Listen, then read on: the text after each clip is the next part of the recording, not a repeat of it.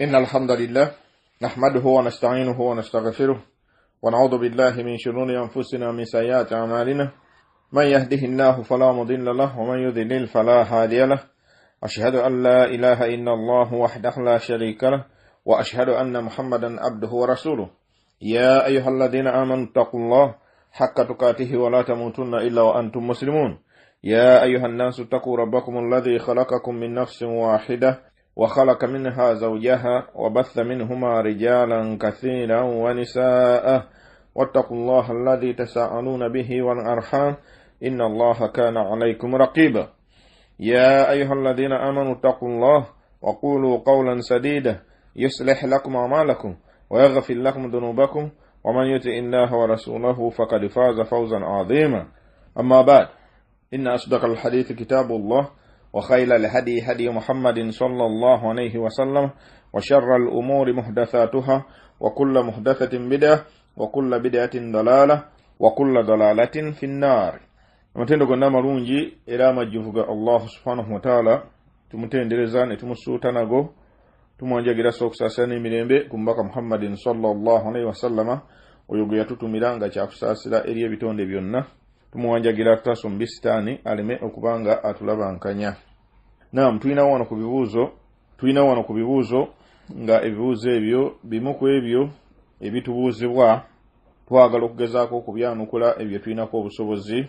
Tusaba Allah subhanahu wa ta'ala nga tumuwanjagira atutebese obutuufu bw'ensonga mu kwanukula kwaffe okw'ebibuuzo bino. Ekibuuzo ekisooka muganda waffe abuuza kibuuzo kiwandiike agamba nti assalamu alaikum wa rahmatullahi wa barakatuh. Sheikh, singa omuntu aba ne janaba kyokka ate nga lunaku lwa Juma anaaba atya? Amannya Abdul Hakimu Musisi. Naam. Wa alaikum assalamu wa rahmatullahi wa barakatuhu.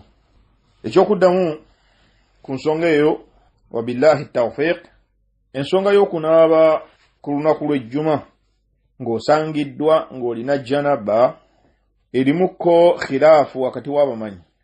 Oludda olumu lugamba nti okunaaba ku lunaku lw'ejjuma kwa mpaka. Obviously tukimanyi nti okunaaba janaba kwa mpaka. Akuti wali kubuusabuusa okunaaba janaba kwa mpaka. Kati oludda luno olugamba nti okunaaba olunaku lw'ejjuma kwa mpaka besembeza obujulizi obuwerako nga n'obujulizi obusingira ddala ya hadisi ya Abu Sa'id al-Khudri radiyallahu anhu eri mu kitabo kya Bukhari ne Muslim muttafaqun alayhi. Abu Sa'id al-Khudri agamba nti anna Rasulullah sallallahu alayhi wasallam qala nti Nabbi sallallahu alayhi wasallam yagamba ghusl yawm al-jumu'ah wajibun ala kulli mukhtalim, nti okunaaba ku lunaku lw'ejjuma wajibun kwa mpaka ala kulli muhtalim eri oyo yenna atuuse emyaka egy'obukulu. Muhtalim ye muntu eyeeroterera amakulu nga yatuuka dda myaka egy'obukulu.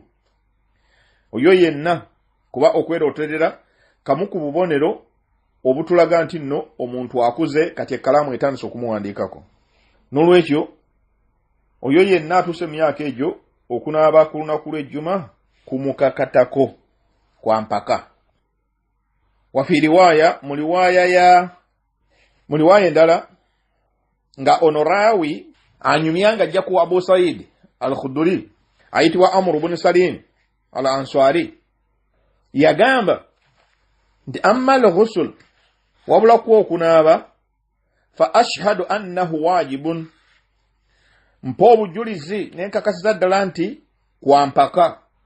Kati omunyumya wa hadisi eno awo obujulizi ng'era akakasa nti okunaaba ku lunaku lw'ejjuma kwa mpaka.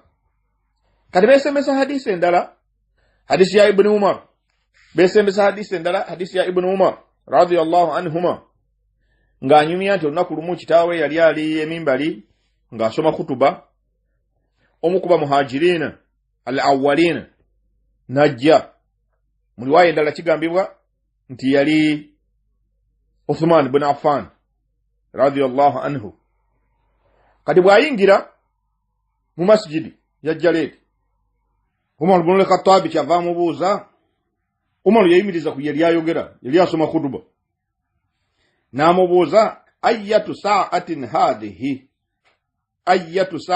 hadhihi budde kibuno bwoze faqal Uthman namugamba inni shughiltu al-yawma ulwairo mbadde bize nnyo falam anqalibu ila ahli hatta sami'tu nidaa mbadde bize nesobola nakuddayo kambantu bange amakulu kuddayo kunaaba hatta sami'tu nidaa okutuuka lwempulidde okwaziina falam azid ala an tawadda'at sisobodde kufuna biseera binaaba wabula nfunye bufunyi wuzu nenziruka okujja okusaala faqala Umar kyava mugamba alwudu'a aidan وقد علمت أن رسول الله صلى الله عليه وسلم كان يأمر بالغسل ofunye bufunyi wuzu ng'okimanyi nti nabbi sallallahu alaihi wasallam yatulagiranga kunaaba ofunye bufunyi wuzu yokka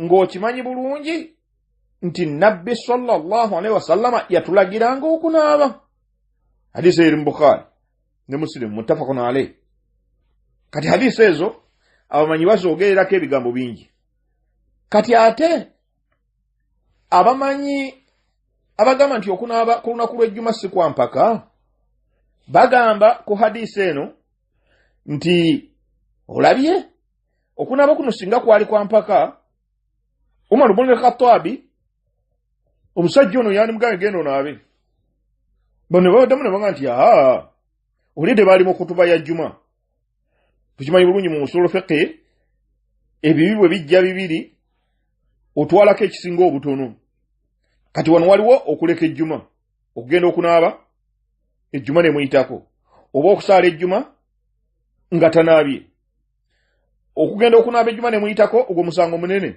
ejjuma emuyiseeko ate okusaala ejjuma nga tanaabye nawo waliwo omusango naye mutono okusinga guli n'olwekyo yali alina kumuleka asaale ejjuma nga tanaabye ali muhimu nti yali afunye ewuzu kati beesembesa hadisi endala era eri mu kitabo kya Imam Muslim ng'eva ku Abu Huraira bano bagamba nti nno okunaaba ku lunaku lw'ejjuma si kwa mpaka ne bagamba nti nabbi sallallahu alaihi wasallam yagamba mu hadisi ya Abu Huraira nti man tawadda fa ahsana alwudu'a thumma ata aljum'a oyo yenna afune wuzu n'agirongosa bulungi thumma ata aljum'a n'atambula n'ajja okusaala ejjuma fastama wa answata n'awuliriza n'apayinga attention tukimanyi nti nno bw'oyingira mu muzikiti ku lunaku lw'ejjuma imamu bw'alinnya ekituuti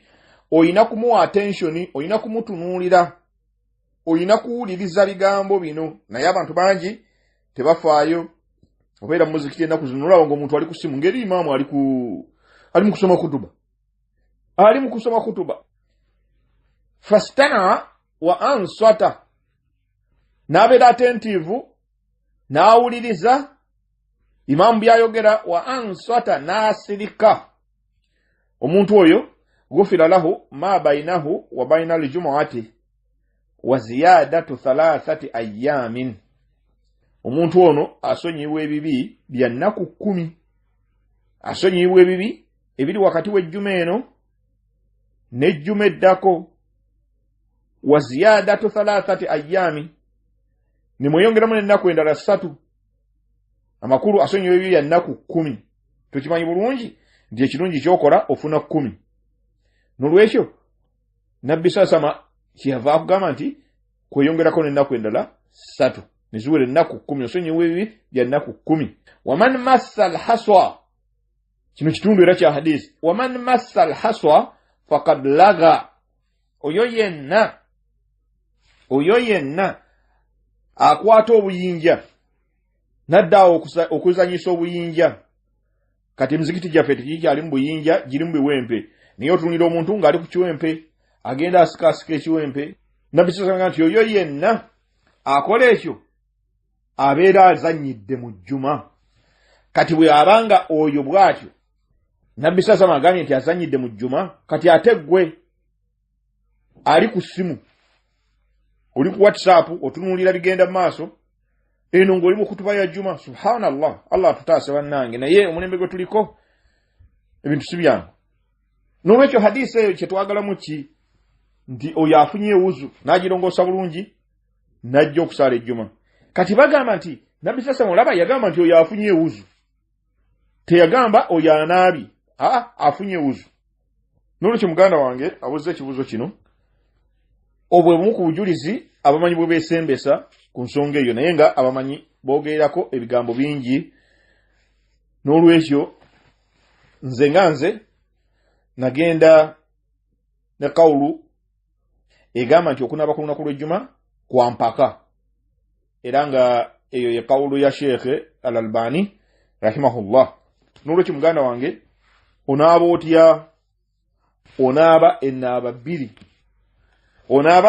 bbiri nga bw'olaba Abdullahi bun Abi Qatada bw'atunyumiza nti kitange yayingira yakomawo nansanga nga ndi mu kunaaba ku lunaku lw'ejjuma n'amubuuza nti okunaaba kwokwo min janaba aw lil juma ne muddamu ne mugamba nti min janaba kitawe yambuuza ghusluka hadha min janaba aw lil juma okunaaba kwokwo kwonaaba onaaba janaba oba onaaba lunaaba lwa juma onamuddamu nti min janaba naaba janaba namuddamu namugamba damuonaaba olunaaba olulala aid ghuslan akhar damuonaaba olunaaba olulala damuonaabe olunaaba olulala bwongo onaaba lunaaba lwa janaba n'agamba inni sami'tu rasulullahi sallallahu alaihi wasallam yaqul man ightasala yawm al-jum'ah kana fi tahara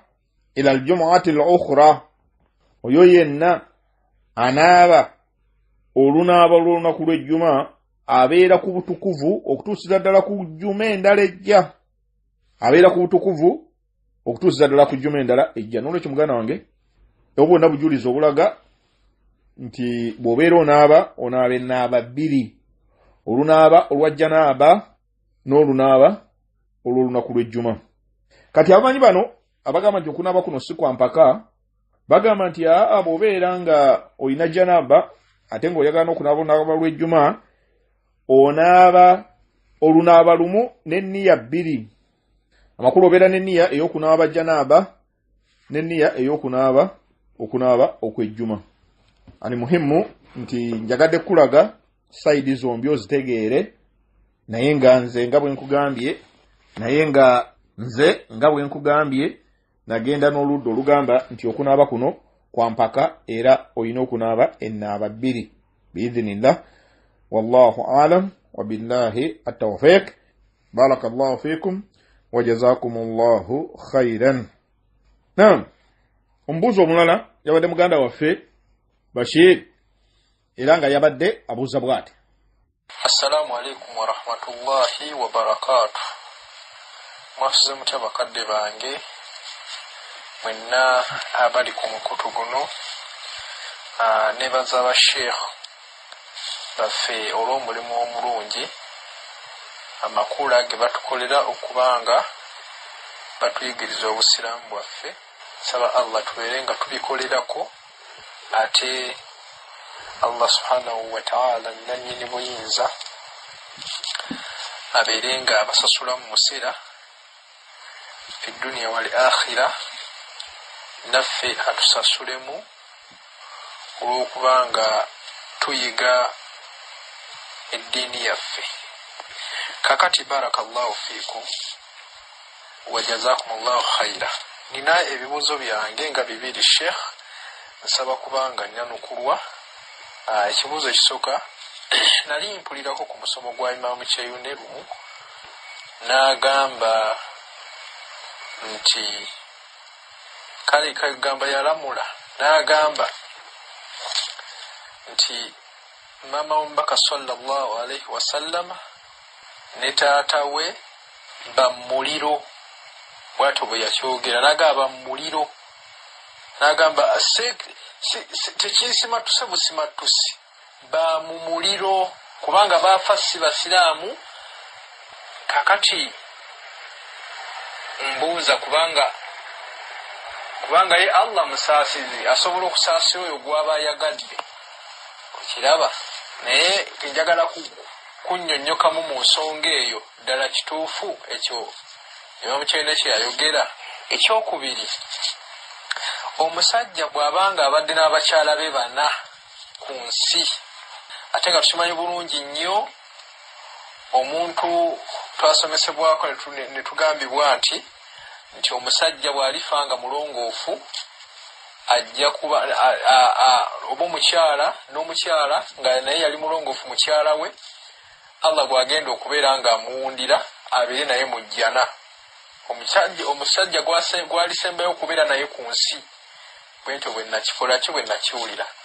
Kakati wano wembuuliza Sheikh ekibuuzo nti singa omusajja ono aliba n'abakyala be bana, abakyala bano bonna nga baali balongoofu, omusajja waabwe yali mulongoofu, Allah n'agenda amujjulula omusajja, abakyala ne bataddamu kufumbirwa, bonna abakyala bano baliba babeemu jjana.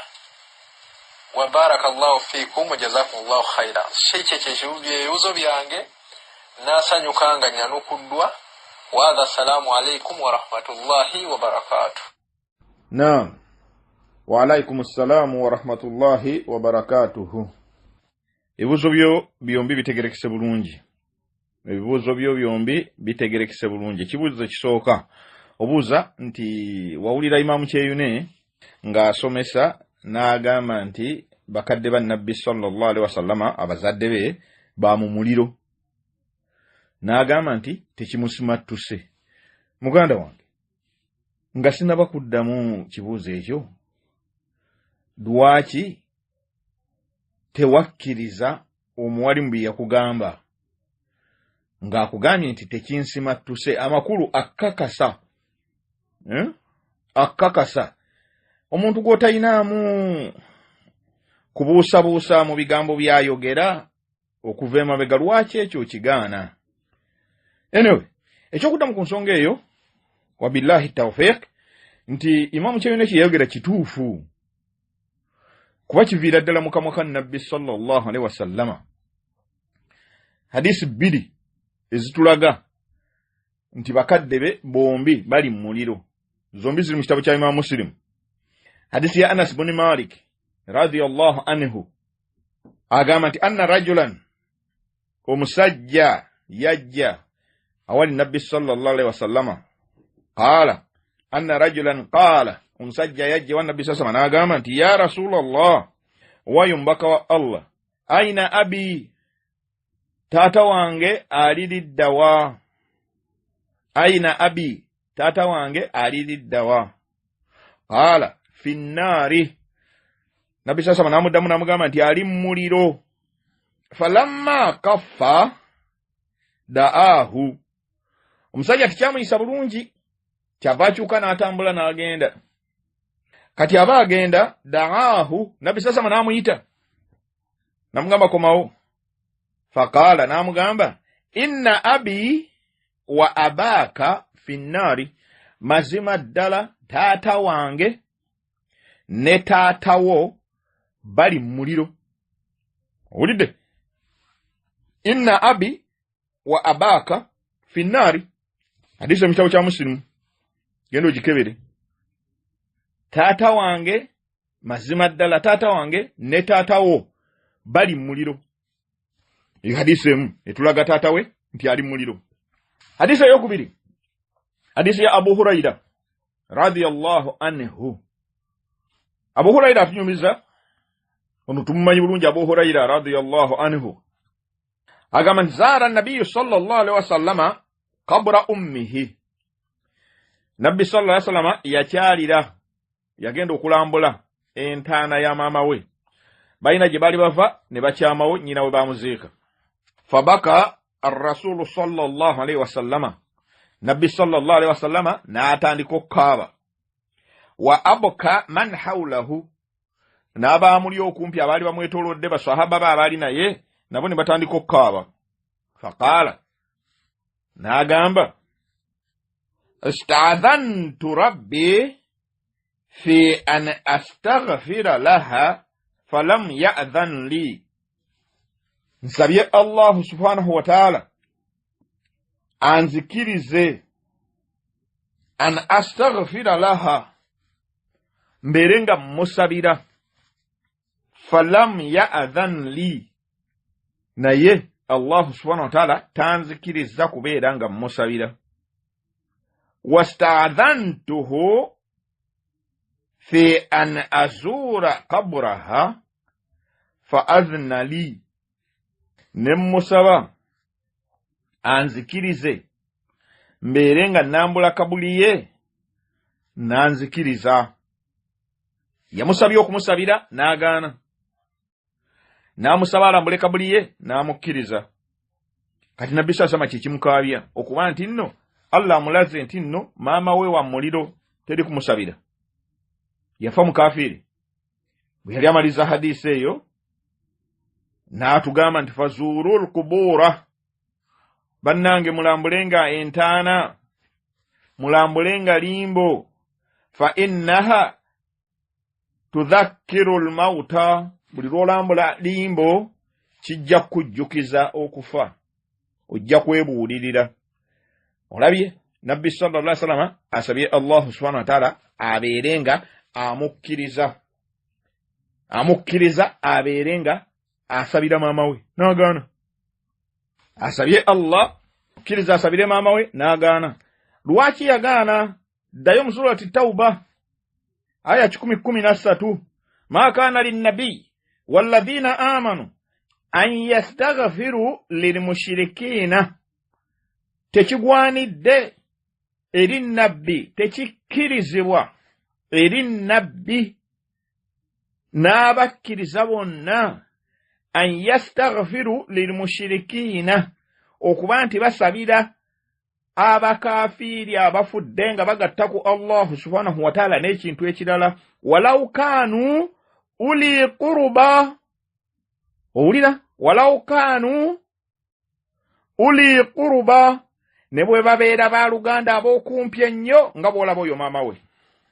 min baadi ma tabayyana lahum, oluvannyuma lw'okuba nti kyeyolese gye bali, annahum ashabul jahim, mazima ddala nga kimaze okweyoleka gye bali nti bano bantu ba muliro, n'olwekyo batokkirizibwa kuddayo kumusabira. oyo yenna afudde nga mukafiri agatta ku Allah subhanahu wa ta'ala n'ekintu ekirala.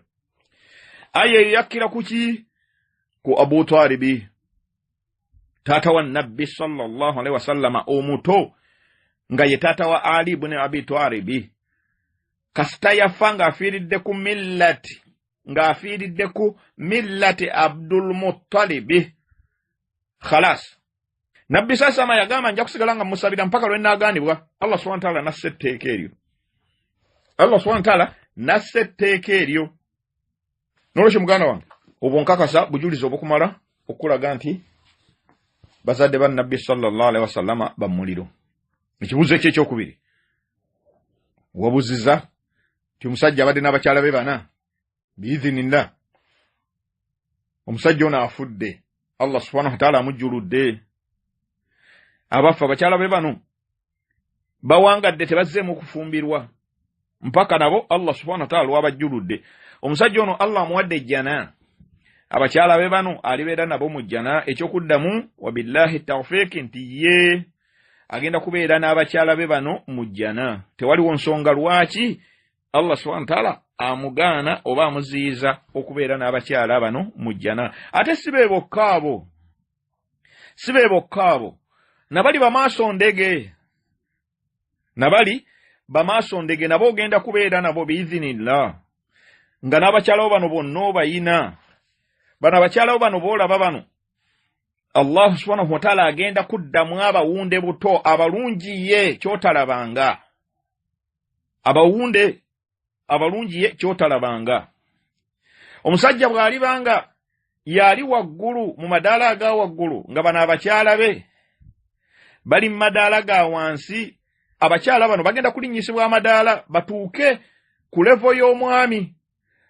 bw'alibanga omu ku bakyala yali mu madaala aga waggulu, era bano bonna bagenda kuyitira ku oyo Allah subhanahu wa ta'ala abalinyise level batuuke ku level y'oli hatta ne bwe balibanga omu kubo oba bonna abakyala bano nga baafa balina amazambi agajja okubayisaako mu muliro nga tebaafiira ku shiriki baafa balina la ilaha illallah nga nywevu naye nga balina amazambi nga amazambi gano Allah subhanahu wa ta'ala tiyabasonyiwa balina okuyitako mu muliro omusajja ono agenda kusobola okubawolereza Allah subhanahu wa ta'ala abajjeyo mu muliro abayingiza ejjana ate abateeke ku levo y'oli mukama waabwe n'olwekyo ssebo teweeraliikirira abakyala bo ebbanga lye bamala nga bavudde mu nsi nga tebafumbiddwa bagenda kusigala nga bakyala bo ne mu jjana ejjana gikolerere n'abakyala bano obagambe bagikolerere bakuume enzikiriza yaabwe kuba ekyo kye kikulu ennyo kukuuma nzikiriza ogenda okuggibwamu omwoyo nga ekigambo kya la ilaha illallah kinywevu mu kifuba kyo ne ku lulimi nga tikiyulise n'abakyala kye kimu ekigambo kya la ilaha illallah bakikuume butiribiri baleke kweraguzalaguza baleme gendako mu masabo baleme kukola kino baleme kukola kiri ebyo byonna ebiviirako ekigambo kino okuyulikayulika babyewale omu ku abo abantu abataano omwami n'abakyala be bana bwe walibeerawo asekatidde agenda kuyitira ku bano atuuke ku levo bali abalala ze balimu wallahu a'lam wa billahi at-tawfiq subira muganda wange ensonga eyo etegerekese bulungi barakallahu fikum wa jazakumullahu khairan ombuzo mulala yabadde agamba bwati assalamu alaikum wa rahmatullahi wa barakatuh alhamdulillahi rabbil alamin washehe waffe bulungi batusomesa naffe ffenna abafaayo ntubanga tuwuliriza ate nitussa mu nkola eyo tusomesebwa alhamdulillahi rabbil alamin saba Allah akkirize fenna buli omu amuwemu ekisinga obulungi kuba Allah yasinga okumanya ebisinga okuba obulungi abatonde be nsaba kutangazibwamu ku nsonga yakubanga tuyimiridde mu nnyiriri nga tugenda okusaala singa imaamu agamba nti muyimirire muntereeze ennyiriri zammwe naye nga wano we tuwangaalira abaffe Oakland California abawarabu ebiseera ebisinga ku kyegendereza kyange tebaagala kukasita obanga omulinaanye ng'oli muddugavu ebiseera ebisinga baba tebaagala kukoonyaganya bigere byabwe oba nassu za bigere byabwe ku byabaddugavu nkisangibwa nga wakati w'omuddugavu n'omuwarabu wasigalawo emiwaatwa eminene kati ate nga gwe bw'oba oyimiridde tosobola kugaziwa kugenda kutuusa ku ggulu eri na kutuusa eri kyenkana okulaba wano 80 olweki twasomesebwako nti tekikkirizibwa kuleka miwaatwa wakati wa bigere byaffe entumbwe olumosi erina okuba nga eri ku ntumbwe ginne waayo naye bo nga bo tebakikola kati awo kiramula kitwa mu sola zaffe oluusi nga nebyo imaamu bakiraba naye ate ne batakyogerako naye nga akulabye nti oli ekigere akijjeewo naye wa distance kyenkana ya mita gondi fuuti namba naye sola nesigala ng'egenda mu maaso nga mulimu amabanga ago bwe gatyo agawerera ddala kintu ekyo kiramulwa kitya inshallah assalamu alaikum warahmatullahi wabarakatuh naam wa alaikum assalamu warahmatullahi wabarakatuh muganda waffe Yusuf Sali wa mu America tusaba Allah subhanahu wa ta'ala ayongere okubakuuma nga muli ku nkola entuufu muganda wange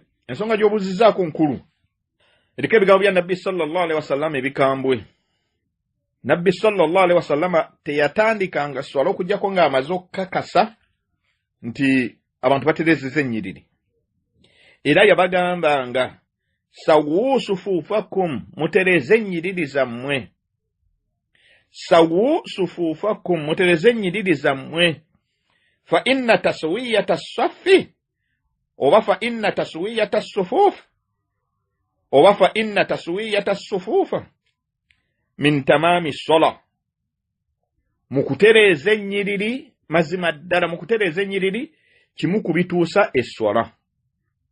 Kimu kubituusa esswala. Nolwekyo mutereeze ennyiriri zammwe.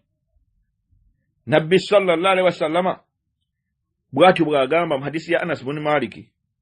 Ibn Mas'ud n'agamba kana Rasulullah sallallahu alaihi wasallama yamsahu manakibana fi swala. Nabbi sasa yatugattanga yatugamba nga tugatte ebibegabega wa yaqulu istawu wa la takhtarifu fatakhtalifa qulubukum. Muterere mwenkanenkane bwe mutaterere emitima gyamwe gijja kwawukana. Ahadisi mpitirivu muganda wange ezogera ku nsonga eyo nga ziraga obukulu bw'ensonga eyo. Nabbi sallallahu alaihi wasallam olumu hadisi ya Numan ibn Bashir olumu yagambanga nti ibadallah abaddu ba Allah la tusawunna sufufakum mujja kuterereza ddala ennyiriri zammwe au la yukhalifanna Allahu baina wujuhikum mujja kuterereza ddala ennyiriri zammwe oba sekyo Allah subhanahu wa ta'ala jabbaawo kanye ebyenyi byammwe. Kiki kyotalaba right now? Kiki kyotalaba? Abantu mu nsi yonna tebaagalira ddala kutereeza nnyiriri. Subhanallah. Subhanallah. Gwe neeyo ogamba Abawarabu nti tebakkiriza kusembeza kigere ekyo ku kyamuddugavu. Fene waffe bayindi bw'omuteekako ekigere ng'akutunuulira bw'ati ng'akyongerayo. Bono bazimbira ku hadisi enfu egamba nti nno bwe mba muyimiridde mu swala wakati w'omuntu walina okubeerawo ekigero kya ngalo nnya. Hadisi nfu gye bazimbirako nfu. Nabbi sasema agambye nti bwe mutaatereeza ennyiriri Allah subhanahu wa ta'ala ajja baawukanya ebiyenyi byammwe. Y'ensonga lwaki olaba nti tetutegeeragana. Sheikh Albani n'abalala baali boogera ku nsonga eyo baayogera ebigambo ebikambwe. Ekyo ekintu olaba ng'ekitone ennyo naye ekigambo kinene kiyinza okuviirako umma okuzikirira lwabutatereeza ennyiriri mu swala n'abaawukanya emitima nga temukyalabagana temukyategeeragana. Hadisi ya Ibn Umar radiyallahu anhuma Nabbi sasama yagamba nti aqimu sufufa wa haadhu baina almanakibi mutereeze ennyiriri zammwe mugatte ebibegabega wasuddu lkhalala muzibe n'emyagaanya gyonna waliinu bi aidi ikhwanikum beera mugonvu muganda wo bw'akusika okutereeza okwongera eno beera mugonvu gy'ali wala tadharu furujatin lishaitaani temugezaako okuleka amabanga mu nnyiriri kuba agamabanga ge mulekamu muba mugalekeddemu sitaani. Waman wasala saffan uliriza hadisi eno waman wasala saffan wasalahu Allah oyo yenna ayunga olunyiriri n'ogatta olunyiriri n'ogatta ekigere ku kya mugandawo wasalahu Allah Allah subhanahu wa ta'ala naye abagatta. Waman qata'a saffa oyo akutula olunyiriri n'agaana okuluyunga qata'ahu Allah ne Allah amukutulawo. Kati the choice is yours muganda wange naawe mwannyinaze awuliriza bannanga okutereeza ennyiriri. Subhanallah. Toyina gy'ojja kisanga okugjako mizikiti gy'abasalafu abo abanonooza sunna abazigoberera okujjako abasalafu abanonooza era abagoberera sunna. Wuliriza nkyakwongera Nabbi sasama yagamba hadisi ya Anas ibn Malik endala agamba nti rassu sufufakum wa qaribu bainaha. Rassu sufufakum muyimirire mu nnyiriri nga muzitereezezza wa qaribu bainaha mubeere nga musemberegana temulekaawo gaapu nnene amakulu oluvannyuma lw'olunyiriri n'olunyiriri oluddako mubeere nga musemberegana temulekaawo gaapu nnene. Wahaadhu bil a'naaqi muyimirire ng'ensingo zammwe ziri mu layini emu bwete. Fawalladhi nafsi biyadihi ndayiro oyo awaniridde omwoyo gwange inni ra'ala shaitana yadkhulu min khalali saffi ka'annaha alkhadafu. Mazima ddala nze ndabira ddala sitaani ng'eyingira mu nnyiriri zammwe nga bw'olaba akaliga akato, nga bw'olaba akaliga akato akaddugavu nga kali awo keetooloola kayingira mu nnyiriri zammwe. Buli lwe muleka gaapu mu nnyiriri, sitaani ebakyankalanya ebeera eyingirawo. Anas bin Malik n'atugamba nti Nabbi sallallahu alaihi wasallam yagamba, aqimu sufufakum, mutereze ennyiriri zammwe, fa inni araakum min wara'i dhahri, mazima ddala nze mbalaba emabega. Nabbi sallallahu alaihi wasallam Allah subhanahu wa ta'ala yamuwa ekyengera nga bw'ayimirira mu swala abeera alaba abali mu nnyiriri eno ng'alinga alina screen wali. Sheikh Albani n'abamanya abalala baali boogera ku nsonga bagamba nti ekyo kyalingawo nga kyeyawulidde mu swala wokka. Buli lwe yayingiranga mu swala ng'abeera alaba abantu abamuliyo emabega.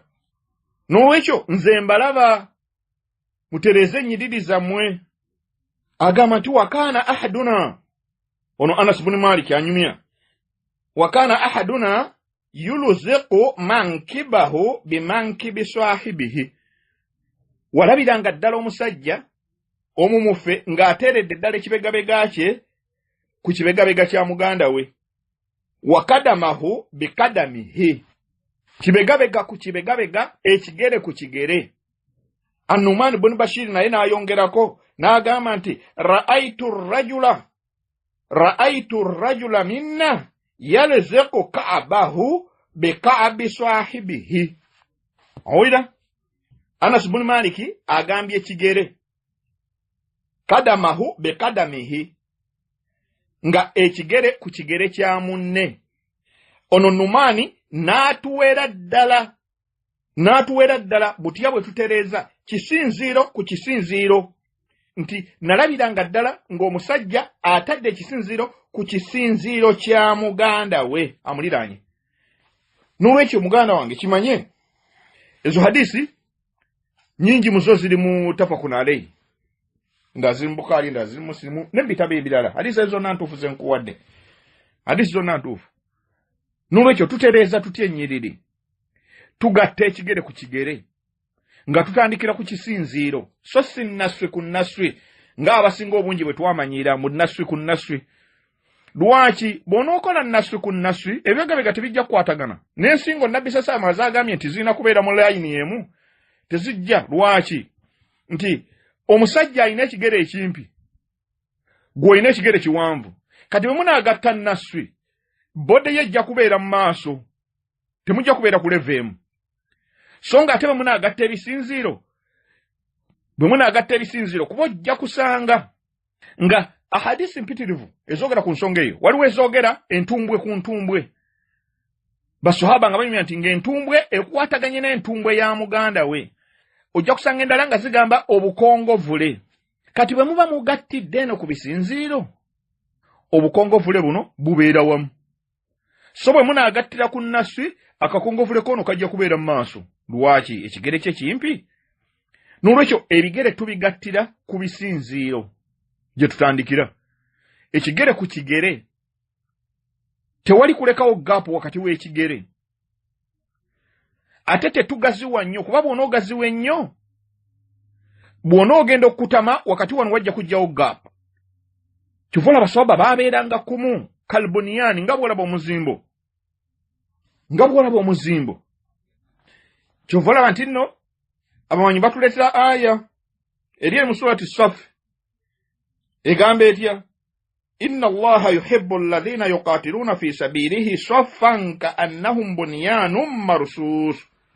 Mazima ddala Allah subhanahu wa ta'ala ayagala nnyo alladhina yuqatiluna fi sabilihi, abo abalwana mu kkubo lye, saffan nga bali mu nnyiriri, ka'annahum bunyanun marsus, nga balinga bw'olaba omuzimbo ogumu. Bamalayika bwe batyo bayimirira mu nnyiriri. Nabbi sallallahu alaihi wasallam yagamba nti muyimirire mu nnyiriri nga bamalayika bwe bayimirira mu nnyiriri. N'olwekyo muganda wange, gwe kasita otuukiriza ky'oteekwa okukola, Abawalabu baveeko. Bazibu nnyo si bangu. basosoze kyotalabanga ebyafaayo bitulaga nti tebaagalira ddala baddugavu okuggyako abo abalina obukkiriza abalina imaani. Ebyo byaliwo ku mulembe gwa Nabbi sallallahu alaihi wasallam era ne mu kiseera kino bikyaliwo okuggyako abo abalina obukkiriza. Kyobola Allah subhanahu wa ta'ala yaboogerako mu surati Tawba, al-Arab ashaddu kufran wa nifaqa. Allah bw'ati bwe yaboogerako al-Arab ashaddu kufran wa nifaqa, abawarabu abo boolaba bannamalungu abo be basingira ddala okubeera n'obukafiiri era n'obunnanfuusi, era bali mowalaikire abo abawarabu boolaba okuba nti nno tebategeera tebamanya huduuda ma anzala Allahu ala rasulihi, kumanya nsalosalo z'amateeka ebyo ebyassibwa ku mubaka Muhammad sallallahu alaihi wasallama. Wallahu alimun hakim, mazima ddala Allah subhanahu wa ta'ala ye mumanyi nnyo ate mukenkufu. N'olwekyo kiki twagalamu nti abawarabu babi nnyo, tebaagalira ddala kulaba ku muddugavu okuggyako abo abalina obukkiriza, abalina imaani. So Allah subhanahu wa ta'ala atutaase. N'olwekyo muganda wange ebyo biri buli wamu. Abayindi nabo bwe batyo bwe beeyisa. Barakallahu fiika wa jazakallahu khaira. Ekibuuzo ekyo ky'obuuziza kansuubire nti nno obujulizi obwo bukumala. Gwenywerera ku ekyo, gwe kasita okola ky'osobola, ye n'agaana, muleke gwegenda maaso na swalayo. Allah subhanahu wa ta'ala ajja kubikkirira, ajja kutaasa, kuba alaba Allah subhanahu wa ta'ala atunuulira biri mu mitima. Gw'ogezezzaako nga bw'osobola alemye. Bw'oba olina obusobozi obasomesa basomese, bw'oba tolina busobozi basomesa baveeko. Kubanga oyinza okuba bw'obanga toli munywevu nnyo ojja beetantala ate bakufootole ebinaavamu tebijja kuba birungi. N'olwekyo beesonyiwe biizinilla, gwe genda mu maaso. Gezaako okulaba nti bw'ojja mu masijidi obeera awali abantu abalina entegeera ng'eyiyo, amakulu nga mujja kusobola okutereeza ennyiriri zammwe bulungi. Barakallahu fiikum wa jazakumullahu khairan. Wallahu a'lam wa billahi at-tawfiq. Naam, ndowooza byebyo baganda bange, ebyo ebibuuzo bitusobodde okwanukulako biidhinillah. Tusaba Allah subhanahu wa ta'ala abenga atuteebesezza ekituufu mu ebyo bye twanukudde. Ensobi zonna ezibaddemu ezo zaffe ngaffe, era tumuwanjagira abeerenga atusonyiwa, era nammwe aleme okuzibafuulira ekibabuza. Rabbana taqabbal minna innaka anta samiul alim wa tub alayna innaka anta tawwabur rahim. Rabbana atina fid dunya hasana wa fil akhirati hasana wa qina adhaban nar. Wa sallallahu wa sallama baraka ala Muhammad ibn Abdillah ya nabiyul ummi wa ala alihi wa sahbihi wa sallam. Walhamdulillahi rabbil alamin. Subhanakallahumma wa bihamdik ashhadu an la ilaha illa anta astaghfiruka wa atubu ilaik. Wassalamu alaikum wa rahmatullahi wa barakatuh.